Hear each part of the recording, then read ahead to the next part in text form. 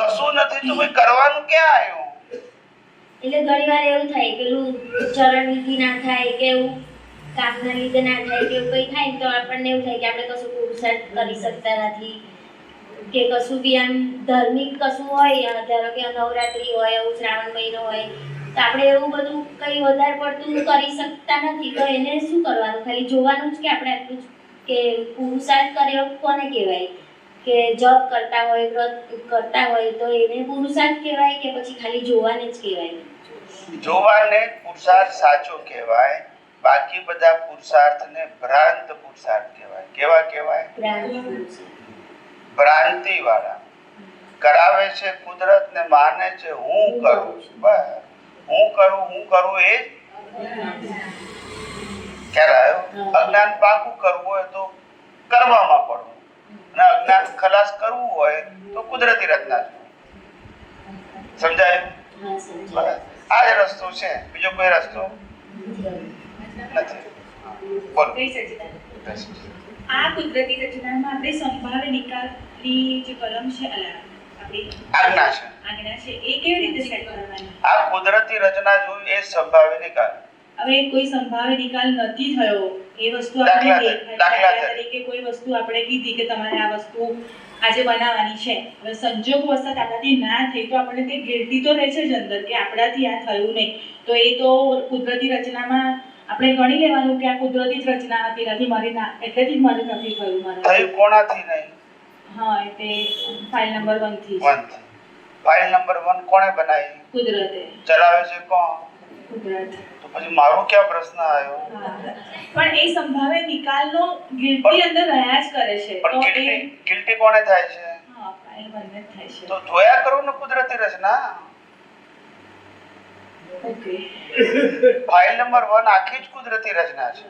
એની અવસ્થા પણ કુદરતી રચના. એના પ્રત્યેક શ્વાસોશ્વાસ કુદરતી રચના છે, અને છેલ્લે રહે છે પણ કુદરત આપણે પાસે. એવું ના કહેવાય કે આપણું કર્મ પેન્ડિંગ રહ્યું, એવું રીતે ના જોવાય ને આ વસ્તુને. કર્મ કોઈ દિવસ પેન્ડિંગ રહેતું નથી. તમે જે કર્મ લઈને આયા છો ગયા અવતારમાં બાંધેલા, આ અવતારમાં છેલ્લા શ્વાસ સુધી પૂરા કરવાની જવાબદારી કુદરતની છે. તમારી પાસે ચોઈસ નથી, પણ નવા કર્મો બાંધવાની ચોઈસ છે. પેન્ડિંગ રાખવાની ચોઈસ હવે સમજી ગયા? સમજી ગઈ. બસ. હવે ક્યાં પેન્ડિંગ ની વાત કરે છે અહીંયા પૂછવી નહીં. રોગ બીજાનો દવા હું કેમ અહીંયા લો છો? જ્યાં રોગ છે ત્યાં જ દવા લો ને.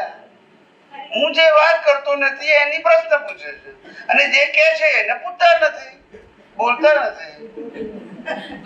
સમજાઈ ગયું. હું વિજ્ઞાનની વાત કરું છું, હજારો પ્રશ્ન પૂછો ને હું ક્યાં ના પાડું છું, પણ જે વાત નથી કરતો એ પ્રશ્નનો મતલબ શું એમ કહો છો. ખ્યાલ આવ્યો? પ્રશ્ન એ છે એટલે કુદરતી રચના છે એને જોવાનું છે. આપણે કુદરતી રચના બનાવવાની નથી. સમજાય છે? આત્મા સિવાય બધું જ અને બધી જ અવસ્થા અને બધી જ શક્તિઓ કુદરતી રચના છે આખા દુનિયાની. હવે એમાં જેટલી આપણે કુદરતી રચના જોઈશું એટલું કુદરતની એક્ઝામમાં પાસ. સમજી ગયા?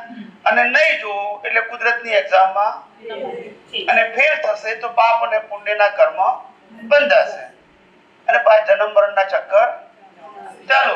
બસ બીજો કોઈ રસ્તો. એને જ આપણે પેન્ડિંગ રહ્યું એવું શબ્દ વાપરી શકીએ. પેન્ડિંગ શબ્દ ના બોલાય.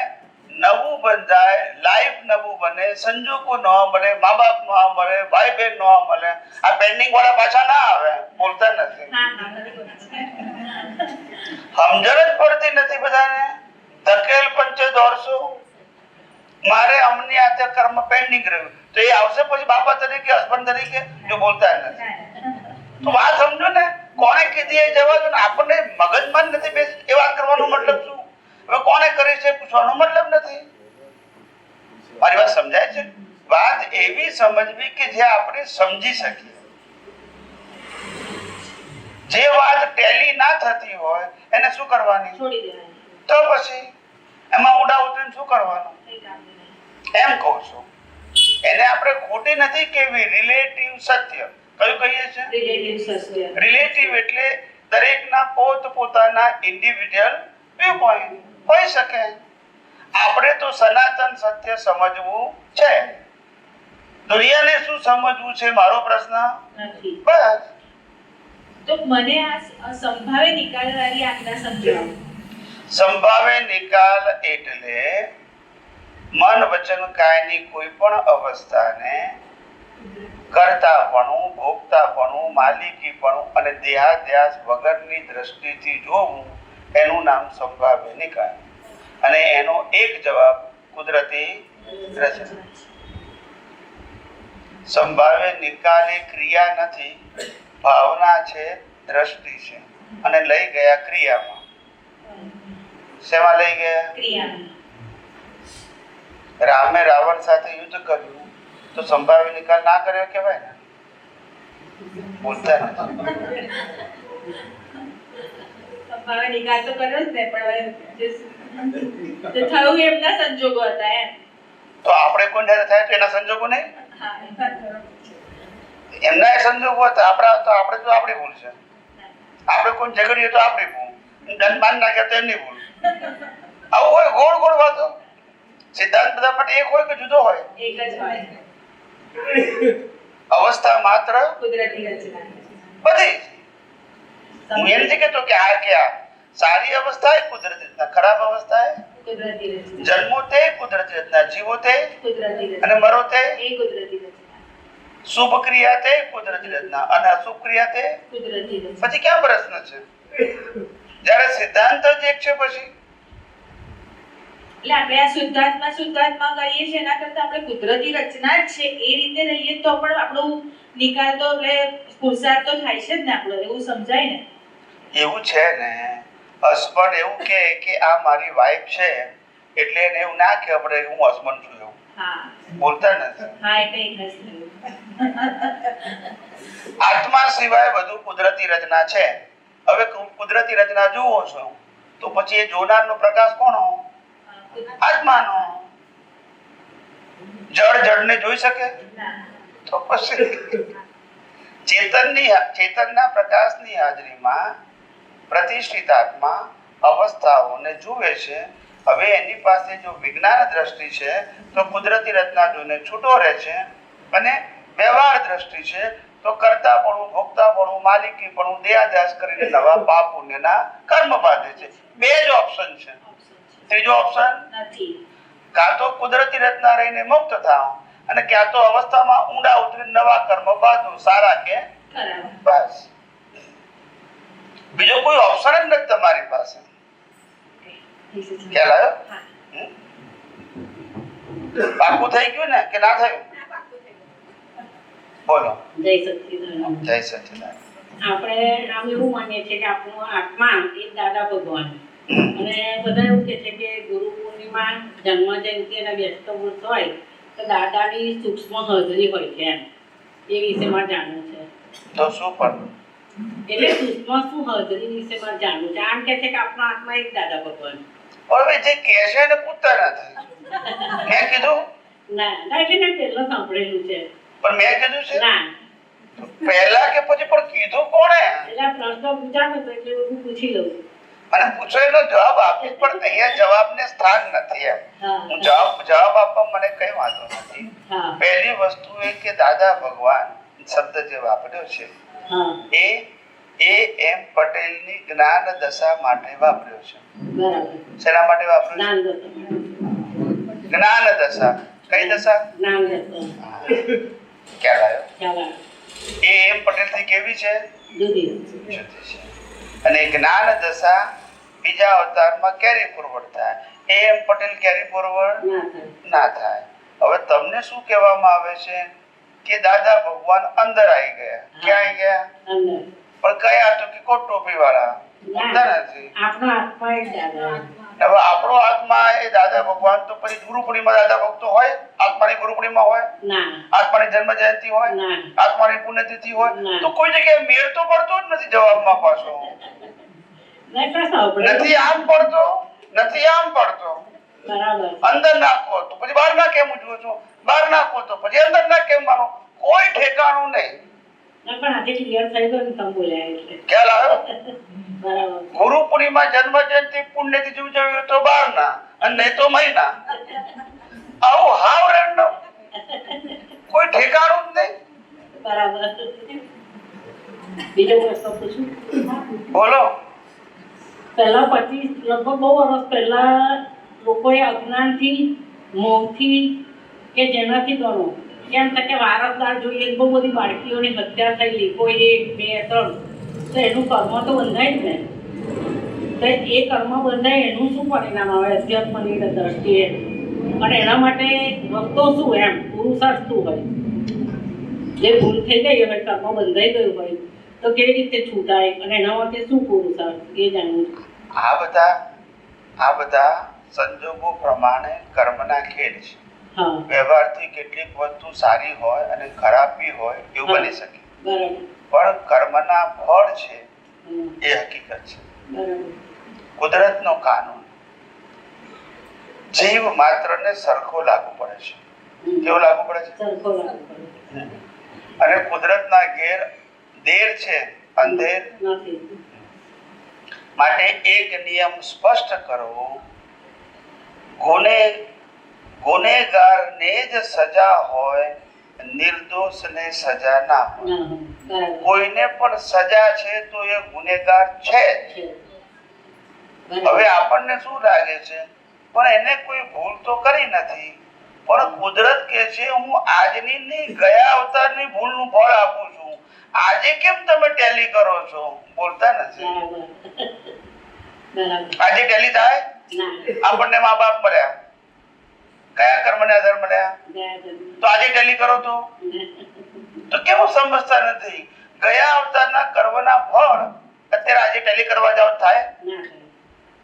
દુનિયા આજે ટેલી કરવા જાય છે, પછી શું થાય? એટલે એ કર્મ જે બંધાઈ ગયું હોય અજ્ઞાનથી, મોહથી, એટલે એનું શું પરિણામ આવે એમાં જાણવું છે. એ હંમેશા કોઈને દુઃખ આપવાથી, દુઃખ આપવાના ભાવ કરવાથી દુઃખ જ મળે, હા, પ્રકાર ગમે તે હોય. બરાબર. અને કોઈને સુખ આપવાના ભાવ કરવાથી સુખ મળે. બરાબર. સીધી સાદી વાત. બરાબર. સમજાય છે? હા, સમજો. હા.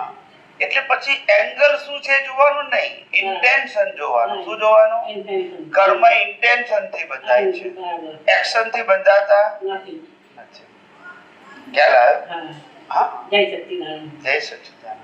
પતિ ગયા બધા પ્રશ્નો? ચાલ, પેલા બેન ને પૂછવા છે તમારે? ખરેખર પછી ઘેરજીને એવું ના થાય કે મારે પૂછવા હતા ને રહી ગયા. ના, પૂછવા હોય તો પૂછી નાખો, વાંધો નહીં. મળી ગયો વગર પૂછે? કઈ બેસો. સ્વામીજી જય સચિન. જય સચ્ચિદાનંદ. આત્મામાં આત્મબુદ્ધિ થવી એટલે શું? આત્મામાં આત્મબુદ્ધિ થવી એટલે હું આત્મા સિવાય કશું જ નથી એવી બુદ્ધિ થવી. આત્માના ગુણો સિવાય મારા કોઈ ગુણો નથી એ બુદ્ધિ થવી. આત્મા અવિનાશી છે એ બુદ્ધિ મારી થવી. આત્મા ચેતન છે એ બુદ્ધિ મારી થવી. આત્મામાં અનંત જ્ઞાન છે, અનંત શક્તિ છે એ મારી બુદ્ધિ થવી. અને પ્રકૃતિની બુદ્ધિ સાથે મારે કોઈ લેવા દેવા નથી. બસ એ આત્મબુદ્ધિ, જેમાં આત્મા સિવાય સેન્ટરમાં કશું હોય જ નહીં. અત્યાર સુધી આપણી બુદ્ધિ કેવી હતી? પ્રકૃતિ સાથે જોડાયેલી. સમજાય છે? એટલે નિરંતર રાગ દ્વેષ કરીને નવા કર્મો. समझाया? हाँ। एक दूसरा प्रश्न है कि नपुंसकता का क्या अर्थ होता है? नपुंसक का मतलब होता है जो व्यक्ति पुरुष में भी नहीं है और स्त्री में भी नहीं है. क्या नहीं है?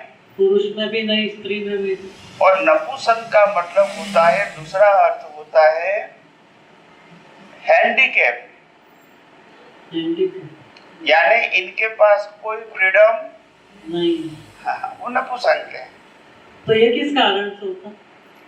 जैसे किसी को हमने अपनी शक्ति से, अपनी लक्ष्मी से, अपने पावर से किसी को कंट्रोल करके रखा है और उसमें आनंद व्यक्त किया है, तो उसके कर्मों का फल तो फिर आएगा ना.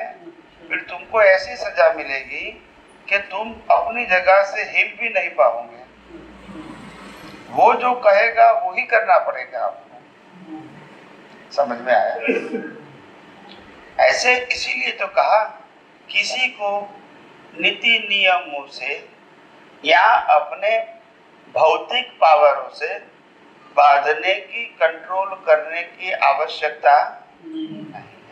और अगर ये प्रकृति के अंदर ये क्वालिटी है उदय कर्म के अधीन, तो भी उसका आनंद लेने की जरूरत नहीं। बस। तो ये दोष दूर होता है फिर जिनमें रहती, जिनमें ये अवगुण है वो, उसका ये दोष दूर होता है कि नहीं होता? नहीं, गुण, अवगुण और सभी प्रकार के सत्ता, संपत्ति, संबंध और साधन जन्म से मौत तक का पैकेज होता है और मरते समय पैकेज का एंड हो जाता है। इसमें से कुछ साथ में नहीं था। बस। माँ बाप भी नहीं आएंगे, पति पत्नी भी नहीं आएंगे, बच्चे भी नहीं आएंगे, मिलकत भी नहीं आएंगे और हमारा शरीर भी, तो इसमें क्या फिर लेना है? नहीं समझ में आया? नहीं आ गया। हाँ, सब पैकेज या कोई साथ में नहीं था। समझ में आया? हाँ। पिछले अवतार को कर्मों का पैकेज अभी साथ में आता है, अभी का पैकेज साथ में नहीं आएगा, क्योंकि अभी जो पैकेज दिखता है वो कर्म फल है। और पिछले अवतार में पैकेज तो वो कर्म था जो बाहर दिखता है, और अभी जो पैकेज दिखता है वो कर्म फल है, इसीलिए दिखता है। आप समझे ना? जैसे आप शादी करोगे तो किसके साथ करोगे? हस्बैंड के साथ करोगे। क्या बोलते हैं? नहीं, जहाँ हिसाब होगा वो तो बराबर है, मगर करोगे किसके साथ? हस्बैंड के साथ में। सासू ससुरा के साथ तो नहीं करोगे, नरन देरानी जेठानी के साथ नहीं करोगे ने, उनके चाचा मामा के साथ नहीं करोगे ने, मगर ये सब पैकेज में आता है। बोलते नहीं है। वो मांगने का नहीं, वो पैकेज में मिल जाएगा। नहीं मिलता है? मिलता है ना। बोलो। पैकेज ही तो कष्ट देता है ना सब। तो वही तो बात है, वही तो बात है। एक हस्बैंड नहीं आता तो उसे लंगर भी तो आता है ना पूरा। ऐसा होता है ना। एक लंगर इसको बोलते हैं जो इतने सारे लोग साथ में आते हैं वो, और एक लंगर इसको बोलते हैं जहाँ खाना परोसाता है वो। वो भी लंगर है ना। बराबर ना? हाँ बराबर। तो दोनों को लंगर कहते हैं। और एक प्रश्न ये था कि जैसे प्रकृति से कोई भूल हुई और उसने एट ए टाइम वो भी देखी कुदरती रचना, फिर उसको 10-15-20 मिनट बाद याद आया कि ये तो कुदरती रचना थी, मेरी भूल हो गई, मैंने नहीं देखी, तो क्या इसका परिणाम आते भाव में आएगा? परिणाम तो आएगा, आएगा। परिणाम तो आएगा, मगर आपने बाद में कुदरती रचना देखा, वो भी साथ में आएगा, दोनों आएगा।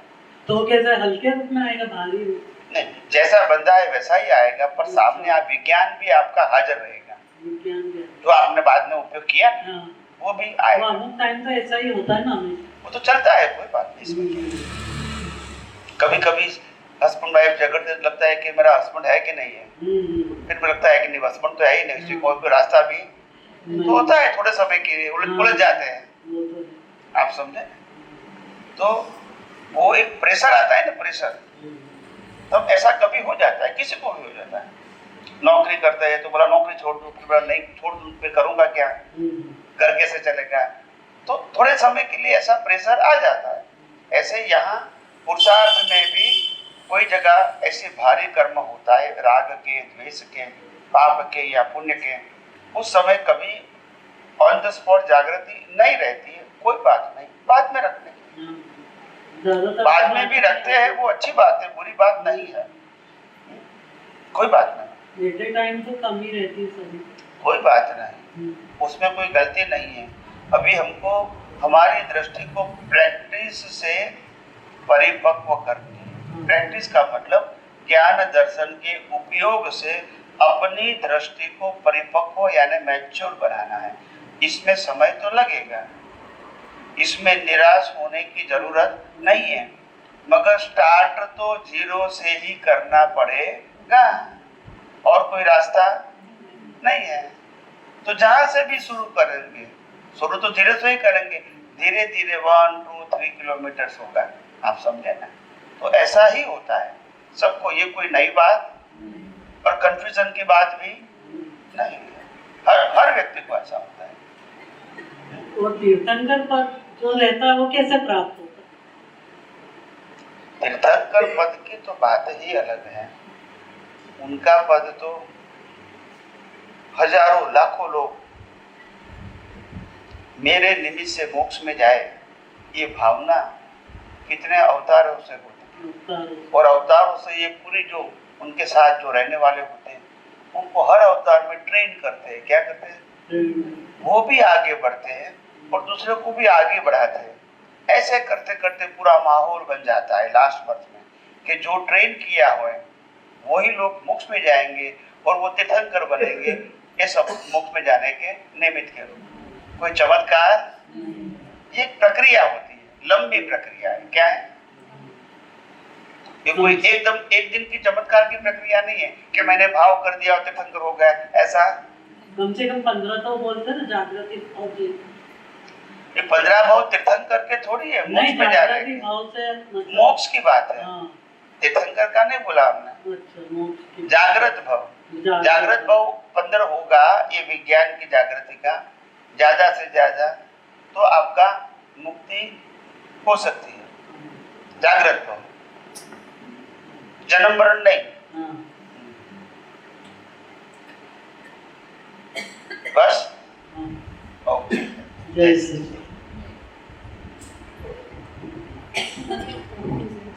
ત્યાં જતા રહો માઇક ત્યાં સુધી આવે છે।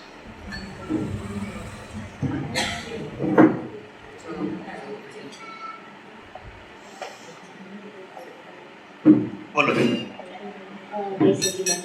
જય રામ સચિદાનંદ। ભગવાન મોક્ષે ગયા તો પછી એમનો બીજો જન્મ જે કૃષ્ણ ભગવાન કે છે અવતાર, તો એમાં કેટલું સાચું હશે કે એમને પછી જ્યારે પેલું પારધીનું બાણ વાગે છે તો એ એમને જે બાલીને સંતાઈને તીર માર્યું હતું એ એમનું ફળ એમને આવે છે, તો પછી રામ ભગવાન મોક્ષે ગયા તો પછી એમને જન્મ કેવી રીતે લીધો? રિલેટિવ સત્ય। શું કીધું? રિલેટિવ સત્ય એટલે જેમાં કઈ પુરાવાની જરૂર માનવાનું છે, બસ। પુરાવો ના હોય,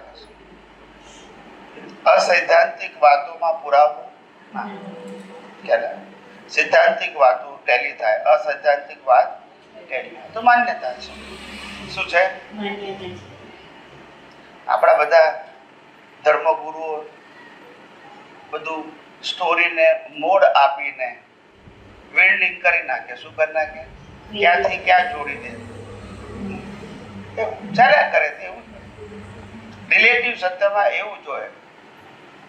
જ્યારે જેવી મરજી હોય એ દુનિયાને પોતપોતાના ભાષામાં મોડ આપીને કે એમાં જેનું સ્વીકારે એનું ચાલે, ના સ્વીકારે તો ના ચાલે, એવું છે। એટલે આ જે અવતાર છે વિષ્ણુ ભગવાનના અવતાર છે તો એ બી સાચું કે રિલેટિવ સત્ય, રિલેટિવ સત્ય કયું?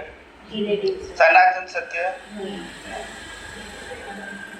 દરેકને પોતપોતાની રીતે માનવાનો અધિકાર છે। માં કોઈ જાતની સિક્વન્સ ના હોય। પહેલા બધા જ અવતારો ઇન્ડિવિડ્યુઅલ હતા। કેવા હતા? ઇન્ડિવિડ્યુઅલ। અલગ અલગ સમયે થયેલા અને અલગ અલગ આત્માની હાજરીથી થયેલા। એક જ આત્મા નતો। એક આત્મા પછી એનો જન્મ થાય ત્યારે એને અવતાર કહેવાય, પણ આત્મા જ બધા જુદા અને બોડી પણ જુદા। ખ્યાલ આવ્યો? પણ લોકો ધર્મમાં અને શ્રદ્ધામાં આવી રીતે સારા આશયથી, ખરાબ આશયથી નહીં, હિન્દુ ધર્મને યુનાઇટેડ રાખવા માટે આવી વાતો કરી શકે કે તમે રામને માનો, કૃષ્ણને માનો, મહાવીરને માનો, શિવને માનો, સ્વામિનારાયણ માનો, એ બધા એક જ ભગવાનના અવતાર છે। ખ્યાલ આવે? એટલે આપણે બધા એક છીએ એવું કહેવા માટે એક સારા આશયથી, ખરાબ આશયથી નહીં। ભલે સૈદ્ધાંતિક નથી પણ આશય તો સારો છે। પણ એવો સારો આશય પણ માનવા વાળા કેટલા? બોલો, બહુ ઓછા. આ તો એક જ પંથમાં અનેક ફાટા, પછી બધા ફાટાને ભેગા કરવાની વાત જ ક્યાં? તે એટલે દુનિયામાં આટલું બધું હોય ને તો એ વખતે એવું થાય કે આટલું બધું તો આપણે ક્યારે સમજી શકીશું ને ક્યારે આપણને બધું ધ્યાન થશે. તો એટલું પોસિબલ જ નથી કે સંસારમાં રહીને બી ઘરનું પણ કરતા બી સમજવાનું છે જ નહીં છે આપણે. જ નહીં. એટલે આ દુનિયાના આટલા બધા પ્રશ્નો, આટલા બધા સંજોગો, જન્મથી મોત સુધીના મન વચન કાયાના આટલા બધા સંજોગો, ખ્યાલ આવ્યો? એ બધાનો એક જ ઉપાય છે કે માથામાં કેટલા વાર છે ગણવા નહીં, કાંસકો ફેરવી દેવો.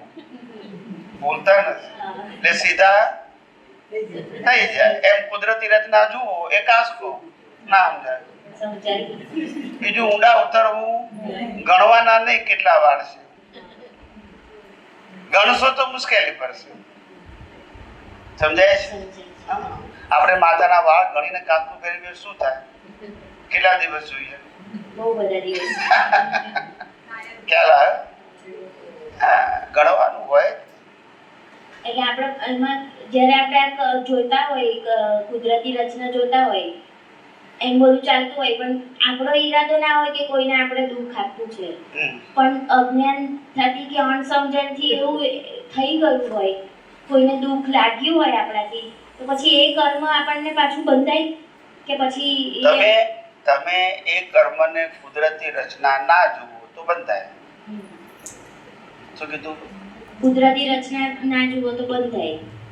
અને આપણે જોઈ લીધું કે ભાઈ આપણે આવું લઈને આવ્યા છે ને આ હોવું ના જોઈએ. આપણે લઈને આવ્યા છે તેમ સામેવાળાએ હોય ને પણ લઈને આવ્યા હોય. એ બેનો હિસાબ લઈને આવ્યા છે. હા, એ પ્રમાણે થાય છે. તો પછી ત્યારે બંધાય નહીં ને. કુદરતી રચના જુઓ તો ના ના બંધાય. બંધાય. હા. મેં કર્યું એને કર્યું તો બંધાય. હા. સમજાયું? સમજાય. કર્તા પદ એ ભ્રાંતિ પદ છે. શું છે? ભ્રાંતિ પદ. અને ભોગતા પદ એ પણ ભ્રાંતિ પદ. ને કરતા ભોગતા પદથી જ કર્મ, બંધાય છે. અને હું કરતા ભોગતા પદથી સર્વથા મુક્ત એવો શુદ્ધાત્મા. બધું ઉકેલાઈ જાય. હું જ કરતા છું ને હું જ ભોગતા છું તો પછી કર્મ બંધાશે. ક્રિયાથી કર્મ બંધાતા નથી. પણ ક્રિયા પાછળ રહેલા અજ્ઞાનથી કર્મ. બંધાય છે. હવે ખ્યાલ આવી ગયો? હા. જવાબદાર શું છે? ક્રિયા નહીં પણ અજ્ઞાન. અને આ અજ્ઞાનને ખલાસ કરવા માટે શું છે? વિજ્ઞાન.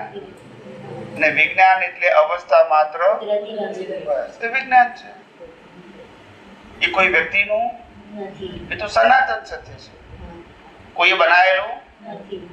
એ તો હતું છે. અને દુનિયામાં જેટલા લોકો મુક્ત થયા એ આ જ સનાતન વિજ્ઞાનથી મુક્ત થયા. કારણ કે વિજ્ઞાન સનાતન છે અને કુદરતનું છે. કોઈ વ્યક્તિનું બનાવેલું નથી. નથી. હવે ખ્યાલ આવી ગયો? ખ્યાલ આવે. વ્યક્તિનું બનાવેલું હોય તો સાંપ્રદાયિક કહેવાય. શું કહેવાય? સાંપ્રદાયિક. વ્યક્તિનું બનાવેલું હોય. હા. વ્યક્તિ દ્વારા કહેવાય ખરું. શું કીધું? કહેવાય ખરું. પણ એ માલિક ના. માલિક હોય તો પછી સનાતન સત્ય ના હોય. હવે બીજો પ્રશ્ન એવો છે કે આપણા જે દેવદેવીઓ છે, અંબા માતા છે ને એ બધા છે, તો એ બધા અત્યારે હાજર હોય? હવે એ હાજર છે કે નથી આપણે કેવું જાણીએ બેન? મારી પાસે તો એવું જ્ઞાન નથી કે હું જોઈને તમને કહું. જેનું જેવું આવ્યું છે. એટલે બધા પૂજે છે ને બધા, એટલે એવું થાય કે એ હશે આપણે ભક્તિ જે કરતા હોય બધા, તો એ ભક્તિ એમને પહોંચતી હોય એમ. આપણા વાળા તો ખોટા નહીં પૂજે છે તો શું કરવાનું? ખ્યાલ આવે? શ્રદ્ધા. શ્રદ્ધા. બાકી દેવી દેવતાઓ હોઈ બી શકે, ના હોઈ શકે, પણ આપણી શ્રદ્ધા છે, આપણો ભાવ છે, એટલે કંઈક પુણ્ય ફળ મળે. બીજું કંઈ નહીં. પણ એને મુક્તિના માર્ગ સાથે કોઈ લેવા દેવા. મુક્તિનો માર્ગ એટલે ભીખ અને ભયથી મુક્ત માર્ગ. કેવો માર્ગ? કેમ? કારણ કે મારે અનુભવ આત્માનો કરવો છે અને આત્માનું મરણ નથી ને આત્મા પોતે અનંત સુખ વાળો છે, તો પછી ભીખ અને ભય કેમ? યસ કે નો? Yes yes. બસ તો પછી બાકી શરીર સાથે રહેવું તો બીક ભય છે જ. પછી ગમે તેનું શરીર કેમ ના હોય? સમજાય છે? કોઈ મને આપી દેશે અને કોઈ મારી પાસેથી લઈ લેશે, આ જ ભ્રાંતિ છે. આપણું જન્મ, આપણું જીવન, આપણું મૃત્યુ એ ગયા અવતારના કર્મના હિસાબો પૂરા કરવા માટે છે. એમાં આપવું લેવું એ ચોઈસ સમજી ગયા? હિસાબ છે. એટલે મારી મરજીથી આપું છું, મારી મરજીથી લઉં છું, એવું વ્યવહારથી ભલે બોલો, હકીકતમાં એવું હિસાબ પ્રમાણે મળે અને હિસાબ પ્રમાણે જતું. સમજાયું? જય સચ્ચિદાનંદ. અવાજ નહીં. હા બોલો. કારણ શરીર ના. કારણ શરીર ફક્ત કેવળ જ્ઞાની જોઈ શકે. કોણ જોઈ શકે? આત્માનો. આત્માની શક્તિ તો પહેલા વાત કરી દીધી. વિનાશી અવસ્થા જોવા જાણવાનો સ્વભાવ આત્માનો. એક વાક્યમાં ઘણું બધું કહી દીધું. એને પ્રકાશ કરે પણ જુએ કોણ?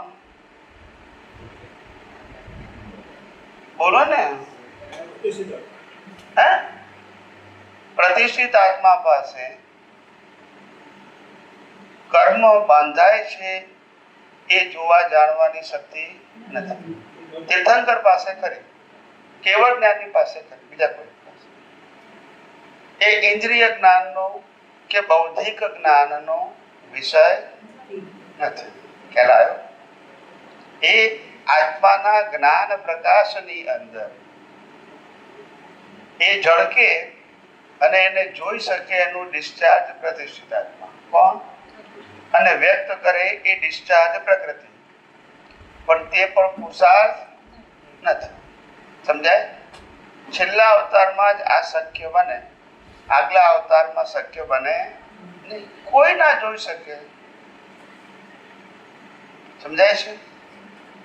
તીર્થંકર પણ આગલા અવતારમાં, તીર્થંકર ભગવાનના આગલા અવતારમાં કેવા કર્મ બાંધે છે ના જોઈ શકે.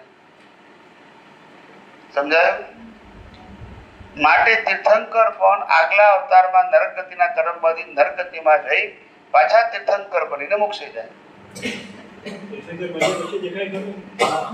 શું કહ્યું? પછી દેખાય.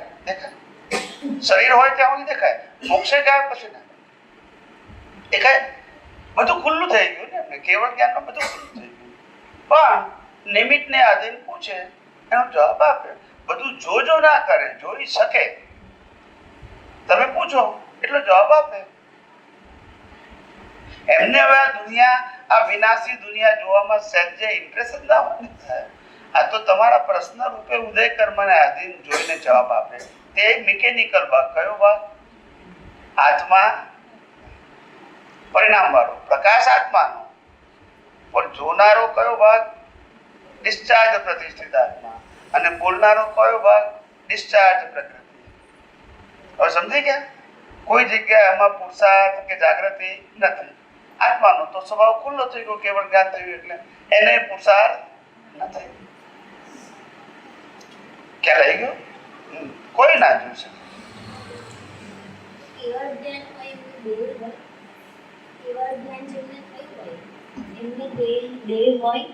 કેવળ જ્ઞાન દેહ સાથે જ થાય. શું કીધું? દેહ સાથે જ થાય. હા, કેવળ જ્ઞાન પછી નવો દેહ ના મળે. મોક્ષમાં ના મળે. પણ કેવળ જ્ઞાન દેહની સાથે જ થાય. આત્માનો અનુભવ શરીરની હાજરીમાં જ થાય. એનું નામ છેલ્લો અવતાર. પછી અવતાર થાય નહીં. પણ ખ્યાલ આવ્યો? મોક્ષમાં કેવું હોય? આત્મા એકલો જ હોય. આત્મા કેમ? ત્યાં સાસુ ના હોય, ચિંતા કેમ?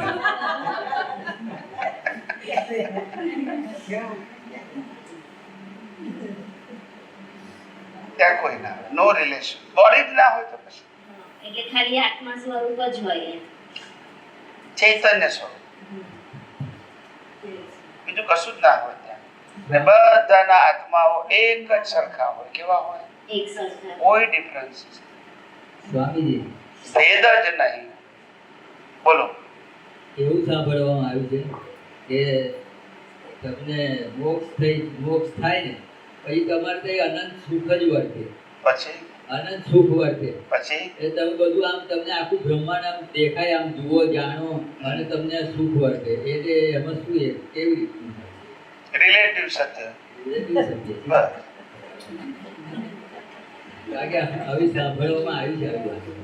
ત્યાં મગનભાઈ શું કરે, છગનભાઈ શું કરે છે, એના માટે મોક્ષે ગયા છે, બોલતા નથી. અહીંયા જોવાનું, ત્યાં જોવાનું, હા બસ આવી વાત આવી છે. પણ કહેતા બી દીવાના ને સુનતા બી દીવાના. ચાલે છે ને પણ એવું. હા, લોકોની સમજણ કેટલી લો કક્ષાની છે. મોક્ષમાં તો ઇન્દ્રિય જ્ઞાન ના હોય, રિલેટિવ સત્યનું જ્ઞાન ના હોય, પોતે પોતાના સ્વભાવમાં હોય. શું હોય? એના પ્રકાશમાં ઝળકે ખરું, પણ જોવે કોણ? જોનારો જોનારો કોઈ નહીં. ઝળકે ખરો. બરાબર.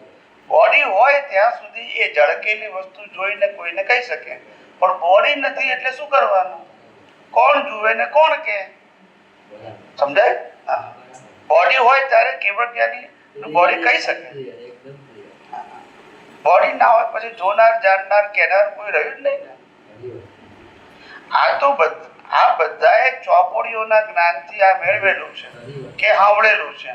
કોઈએ આમાં સાયન્ટિફિકલી વૈજ્ઞાનિક રીતે ક્યારે સમજવા પ્રયત્ન નથી કર્યો. એટલે બધા જવાબ રેન્ડમ હોય. કેવા હોય? ખરી વાત. આજે આમ કે તો કાલે આમ કે. સમજાય છે? હા, ખરી વાત. પછી એને શું રીતે આપણે આધાર ગણીએ? એને ઓથેન્ટિક કઈ રીતે ગણીએ? ખ્યાલ આવ્યો? આજે આ સિદ્ધાંતની વાત તો છે ભાઈ, શરીર જ ના હોય તો ભાઈ જીવના ધ્યાનના હોય રહ્યું નહીં. ખરી વાત. પણ એ આજે ખબર પડી ને. આજે તો બધું બહુ ક્લિયર થઈ ગયું. આજે બહુ ક્લિયર થઈ ગયું. શું પૂછવું છે? એટલે ઝળકે એટલે શું ઝળકે? આમ આત્મામાં આત્મ સ્વરૂપ હોય એ લોકોને શું ઝળકે? ઝળકે એટલે પ્રકાશિત થાય, એ બધું જ્ઞાન ઝળકે એમ? ખુલ્લું થાય. એ જોઈ જાણે નહીં, ખુલ્લું થાય. આપણે મિરર ની સામે ઉભા રહીએ તો દ્રશ્ય શું થાય? મિરરમાં દેખાય. પણ મિરર જુએ, પણ મિરર થી આપણું દ્રશ્ય શું થાય? એવી રીતે મિરર જુએ જાણે નહીં, પણ મિરરના એમાં ખુલ્લું થાય. એટલે બ્રહ્માંડનું બધું એમને દેખાય. હા, શું થાય છે અને શું દેખાય નહીં, ઝળકે બોલવું. દેખનારો, જાણનારો, બોલનારો મિકેનિકલ શરીર અને પ્રકાશ કે મૂળ આત્મા. સૂર્યનારાયણ આખી દુનિયાને પ્રકાશ આપે, પણ સૂર્યનારાયણ જુએ જાણે નહીં કે મગનભાઈ શું કરે છે, છગનભાઈ શું કરે છે. હવે સમજી ગયા? એના પ્રકાશમાં બધું ઝળકે, દેખાય? એ જુએ જાણે નહીં. સમજાય છે? જય સચ્ચિદાનંદ. કોઈ બાકી છે? હવે કોઈને પ્રશ્ન હોય તો પૂછી લેજો. હા, स्वामी जी, ज्ञानी पुरुष का दर्शन और आशीर्वाद के संबंध में समझाओ। જ્ઞાની પુરુષ કે ज्ञानी पुरुष के साथ दर्शन करते ना और वो आशीर्वाद देते, उसके संबंध में थोड़ी माहिती दीजिए। आशीर्वाद तो वो लौकिक है, हाँ, मगर दर्शन इम्पोर्टेंट है. इम्पोर्टेंट। दर्शन का मतलब होता है उन्होंने कही हुई बात हम समझ सके, उपयोग कर सके और अनुभव कर सके, इसके लिए दर्शन करते हैं. आप समझे ना? इनके शरीर को दर्शन नहीं करना है, उनके शरीर के अंदर जो अनुभव दृष्टि है, आत्मा नहीं, अनुभव दृष्टि, वो दृष्टि भी हमको समझ में आए, उपयोग में आए, अनुभव में आए, इसके लिए करना है. इसलिए दर्शन। हाँ, क्योंकि ये तो साधन है ना. हाँ, क्या है? साधन है। दशा दिखती नहीं है मगर दशा व्यक्त हो रही है. क्या है? व्यक्त हो। हाँ, इसीलिए शरीर उसका मंदिर बन गया. क्या बन गया? मंदिर। हाँ, भगवान अंदर है, शरीर मंदिर है, और अनुभव दशा दोनों के बीच में है. मंदिर और भगवान के बीच में है. और अगर पूर्ण हो गई अनुभव दशा तो भगवान और दशा दोनों एक हो गया, फिर जन्म मरण नहीं होता है. आप समझे? मगर ज्ञानी पुरुष के सामने सब माफी मांगते हैं एक दूसरे से, वो क्या रहता? जैसे हस्बैंड वाइफ एक दूसरे के सामने पैर छू के माफी मांग रहे, मेरे से जो भूले हुए मुझे माफ करो, तो क्या इससे धुल जाता उनके सामने मांगने से? मैंने तो किसी को नहीं कहा। नहीं, अभी देखा था लेटेस्ट, इसलिए। यहाँ देखा था? नहीं, यहाँ नहीं, नेट पे देखा था। वही तो बात है, जहाँ देखा नहीं, ये जो प्रश्न उभरा था इसका उत्तर आंसर चाहिए मुझे। कुदरती रचना, और क्या? अच्छा। और क्या करें? सब रो रो के ऐसे बहुत माफी मांगे, भूले तो सभी से होती है ना। तो दादाजी भी कहते थे जितने सिर में बाल है उतनी भूले अपनी। एक बहन तो ऐसा बोलती थी कि मैंने माफी मांगी, अंदर से बोलती थी अभी तो घर पे आने दो। आप समझे ना? तो अंदर उल्टा चलता है अच्छा। और बाहर ऐसा चलता है। हाँ, वो तो है, ऐसा होता ही है, सबके साथ होता है। आप समझे कि नहीं? कह रही है कि प्रकृति की कसरत है उदय कर्म। अच्छा। इसमें कोई डीप में जाने की जरूरत, आपको लगे तो माफी मांगनी, नहीं लगे तो नहीं मांगनी। वो तो मांग ही लेते ना जिन्होंने ज्ञान लिया है, वो तो है? जो इस ज्ञान के मार्ग में आगे वो तो मांगते ही है ना माफी। नहीं, हमको तो प्रकृति माफी मांगे या न मांगे, दोनों को कुदरती रचना देखना है। माफी मांगे तो है कुदरती रचना, न मांगे तो है कुदरती, क्योंकि ये प्रकृति का सब्जेक्ट है, हमारा सब्जेक्ट नहीं है। इसलिए ऐसा कहते हैं ना, क्रमण है ना नॉर्मल व्यवहार, अतिक्रमण हुआ तो माफी मांगो। हाँ, मगर क्रमण और अतिक्रमण कौन करता है? आत्मा के प्रकृति करती है। तो प्रकृति माफी मांगे या ना मांगे, हमारा सब्जेक्ट क्यों बनाया? उसको कुदरती रचना ही देती है। बस प्रकृति का सब्जेक्ट मैं मना क्या करता हूँ? प्रकृति हमारी, नहीं, कंट्रोल हमारा, तो फिर हमको माफी क्यों मांगनी करें? प्रकृति भले मांगे, हाँ। मांगे तो भी कुदरती रचना, न मांगे तो भी। पर माफी मांगने से सामने वाले को तो अच्छा लगता है ना। सामने वाले को तो ऐसा लगता है ना उसने अपनी भूल स्वीकार की है। और ये प्रकृति ही हमारे लिए सामने वाली है, बोलती नहीं है। नहीं, हमारी भी, सामने वाले की तो लगेगा ना। मगर ये प्रकृति हमारी है। नहीं, ये तो हमारी नहीं है, तो फिर है ना, यही सामने वाली है। अच्छा। बाकी सब प्रकृति ये सामने वाले से जुड़ी है, हमारे से नहीं जुड़ी है। हमारे साथ तो एक ही प्रकृति जुड़ी है जो सामने वाली है, बाकी सब प्रकृति इनसे जुड़ी है, हमारे से जुड़ी नहीं है। पर ऐसा सबको समझ में नहीं आता। तो नहीं आता तो हम क्या करें? नहीं आता तो नहीं आता, सही बात है। आपने समझ लिया ना, सबको समझाना अभी। तो फिर क्या करें? समझाते हैं, जैसा कोई मिल जाए पूछने वाला तो। आधे घंटे के बाद नहीं पूछूंगा। हाँ, ठीक है। Yes, you are welcome. चलो, और जय सच्चिदानंद। जय सच्चिदानंद। चलो, और कोई प्रश्न किसी को है? लास्ट क्वेश्चन कोई ने दिमाग में, कोई ने मुंह को ना મળે હોય ને પૂછું થઈ ગયું હોય તો પૂછી લેજો, નહીતર પછી વધુ આવતા અંકે કાલે. ચાલો પ્રાર્થના કરીએ.